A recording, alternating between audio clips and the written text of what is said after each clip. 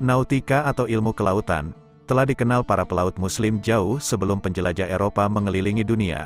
Para navigator muslim terbukti memiliki kontribusi yang luar biasa dalam perkembangan pelayaran.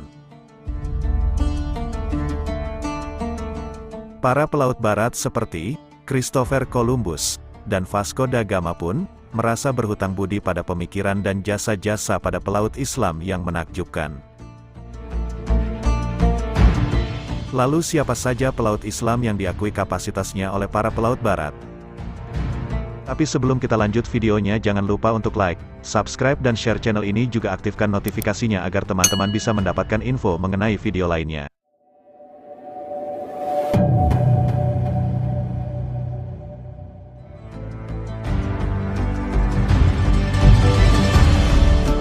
Yang pertama, Ibnu Majid. Pelaut muslim ini mendapat julukan sebagai sang singa laut. Ibnu Majid lahir dari keluarga pelaut. Ayah dan kakeknya terkenal sebagai mualim atau master of navigator, dan ahli tentang Laut Merah. Pelaut ulung yang hidup pada pertengahan abad ke-9 Hijriyah atau abad ke-15 Masehi ini, oleh orang-orang Portugis dijuluki Almalande, atau Almarante yang berarti Raja Laut. Menurut catatan Vasco da Gama, kisah pelaut Arab ini memiliki pengaruh yang luar biasa, sehingga dirinya bisa melakukan pelayaran dari Tanjung Harapan di Afrika Utara, sampai ke India. Di Institut Studi Ketimuran Leningrad, terdapat manuskrip berbahasa Arab berupa 3 bait puisi yang ditulis oleh Ibnu Majid. Puisi itu isinya menjelaskan tentang cara melakukan pelayaran di berbagai kawasan yang berbeda, seperti melintasi Laut Merah dan Samudra Hindia. Manuskrip tersebut merupakan petunjuk yang sangat penting. Untuk melakukan pelayaran, orang-orang Portugis tidak akan bisa melintasi Samudra Hindia tanpa bantuan Ibnu Majid, karena ombak dan anginnya yang kencang. Ibnu Majid memberikan penjelasan dan informasi berharga tentang laut, yang sangat dibutuhkan oleh para pelaut. Penjelasan itu terkait dengan petunjuk-petunjuk pelayaran, seperti pengetahuan tentang jarak tempuh antara satu tempat dengan tempat lainnya, tiupan angin, kondisi medan, serta kemudahan-kemudahan yang mungkin dapat diperoleh. Dalam hal ini, Ibnu Majid tampak sebagai seorang guru dalam pelayaran. Selain itu, ia dikenal pula sebagai seorang berpengetahuan luas di bidang pemetaan, astronomi dan geografi. Karya-karyanya dalam bidang tersebut diterbitkan dan diterjemahkan ke dalam berbagai bahasa. Karya inilah yang dikutip oleh para sarjana, baik yang berasal dari kalangan bangsa Arab sendiri, ataupun dunia Islam umumnya, dan para sarjana-sarjana Barat. Yang kedua, Ibnu Battuta. Ibnu Battuta lahir pada tahun 1304 Masehi di Tangier, sebuah kota di dekat Selat Gibraltar, Maroko. Sejak kecil ia tertarik pada petualangan pelayaran. Ia dikenal sebagai penjelajah ulung. Ia pernah menempuh jarak sejauh 72.000 mil melalui lautan dan daratan. Jarak ini jauh lebih panjang dari apa yang dilakukan Marco Polo dan penjelajah manapun sebelum datangnya teknologi mesin uap. Ahli sejarah lainnya seperti Brockleman, mensejajarkan nama Ibnu Battuta dengan Marco Polo, Hsien Sieng, Drake, dan Magellan.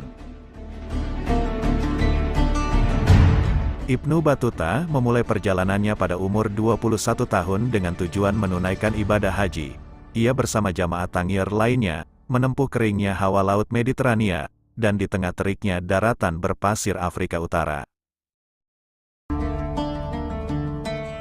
Menyusuri pantai utara Afrika, melewati Aljazair, Tunisia, Tripoli, Alexandria, Kairo, Yerusalem, singgah di Damaskus, kemudian Madinah dan tiba di Makkah.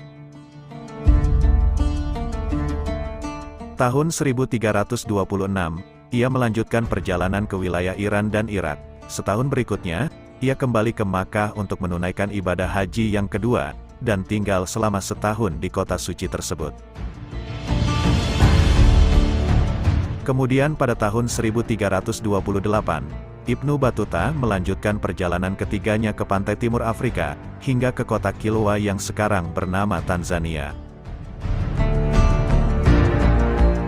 Penjelajahannya berlanjut menuju Somalia, pantai-pantai Afrika Timur, termasuk Zeila dan Mombasa. Kemudian ia kembali ke Aden, lalu ke Oman, Hormuz di Persia, dan Pulau Dhahrain. Di negeri Persia, Ibnu Battuta berkesempatan bertamu di kota Baghdad. Setelah itu, ia kembali ke kota Mekah pada tahun 1332. Kemudian ia berlayar ke kota Alaya, di pantai selatan Asia Kecil, dengan menaiki sebuah kapal Genoa. Ia kemudian melanjutkan perjalanan ke wilayah Asia Tengah, melalui Anatolia ke Turki Asia, dan singgah di Konstantinopel, sebelum ia berlayar menyeberangi Laut Hitam ke wilayah Asia Tengah. Perjalanan dilanjutkan ke dekat wilayah Afghanistan, dari wilayah Sungai Volga. Pada tahun 1334 Masehi, Ibnu Battuta menerobos wilayah Afghanistan melalui Kabul hingga ke Delhi, India. Pada tahun 1342, Sultan di Delhi mengutus Ibnu Battuta melakukan perjalanan ke China, sebagai duta besar. Pada tahun 1346, Ibnu Battuta memulai perjalanan pulang dari Beijing. Selama 4 tahun perjalanan darat dan pelayaran laut, ia kembali ke kota kelahirannya di Tangier, Maroko. Pergi berkelana pada umur 21 tahun, dan kembali pada umur 44 tahun adalah sebuah perjalanan panjang selama hampir 24 tahun yang mengesankan. Pada tahun 1354, Ibnu Battuta kembali ke tanah kelahirannya, dan menetap di kota Fes, dan berteman baik dengan Sultan. Sang Sultan kagum dengan perjalanan Ibnu Battuta, dan memintanya menuliskannya ke dalam sebuah buku, yang kemudian dikenal dengan judul Rihla, atau My Travel. Buku ini kemudian dijadikan pegangan oleh para pelaut sebelum berlayar ke sebuah tempat. Yang ketiga, Piri Reis. Piri Reis adalah seorang laksamana yang gagah berani. Ia lahir pada tahun 1465 Masehi, di Gallipoli, Turki yang merupakan wilayah pantai. Ayahnya bernama Haji Mehmet, sedangkan pamannya merupakan seorang laksamana terkenal kala itu, yakni Kemal Reis. Seperti anak-anak pada umumnya yang dipengaruhi lingkungan di mana ia hidup, sejak dini, Piri Reis sudah bergelut dengan pantai dan kebiasaan untuk berlayar. Tak heran ketika umurnya baru 12 tahun, ia telah bergabung bersama pamannya, Kemal Reis. Meski masih belia, rupanya ia syarat pengetahuan, dan masa itu menjadi awal karir baginya untuk mengarungi lautan bersama Kemal Reis. Bergabungnya Kemal Reis di Angkatan Laut Kesultanan, membuat Piri Reis pun ikut bergabung. Namun ia tetap berada di bawah komando sang paman. Selain mumpuni mengarungi hamparan air yang luas, Piri Reis juga mampu menuangkan rekaman perjalanannya ke dalam sebuah karya monumental yang menjadi panduan penting dalam dunia geografi dan ilmu pelayaran. Setiap jeda waktu, Piri Reis seringkali pulang ke kampung halamannya, dan menuangkan rekaman perjalanannya ke dalam sebuah karya. Terbukti, pada tahun 1513, ia mampu menghasilkan sebuah peta dunia. Dalam karyanya itu, ia memetakan Laut Atlantik serta pantai-pantai di Eropa. Karyanya itu diberi tajuk Ibahriye, yang merupakan karya monumental bagi dunia kelautan. Pada tahun 1516 Masehi sampai tahun 1517 Masehi, Piri Reis mendapat perintah memimpin pasukan Utsmaniyah untuk melawan Mesir. Dalam kesempatan ini, ia berlayar ke Kairo melalui Sungai Nil, dan kemudian menggambarkan sebuah peta dan memberikan informasi yang detail tentang wilayah tersebut. Setelah Mesir bergabung dengan Kesultanan Utsmani, Piri Reis memiliki kesempatan melakukan hubungan personal dengan pemegang tampuk kekuasaan Mesir, yakni Yavuz Selim. Pada tahun 1520 Masehi, Piri Reis dan pamannya terlibat dalam pertempuran dahsyat melawan pasukan dari Venesia. Saat itu, pasukan dari Utsmani mampu memukul mundur pasukan musuh. Hal ini merupakan kemenangan yang besar bagi Kesultanan Utsmani. Kegembiraan yang Piri Reis rasakan beberapa saat kemudian berubah menjadi duka. Sang paman, Kemal Reis, gugur. Untuk menggantikan posisi Kemal Reis, pihak pemerintah kemudian menunjuk Piri Reis untuk menjadi Laksamana Kesultanan Utsmani.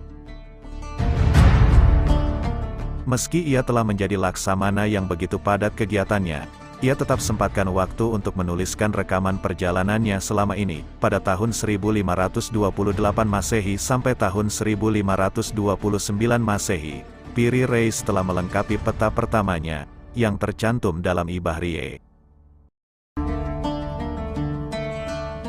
Kali ini, ia berhasil memetakan wilayah barat daya Atlantik, sebuah wilayah yang disebut Dunia Baru yang terletak dari Venezuela hingga bagian selatan Greenland.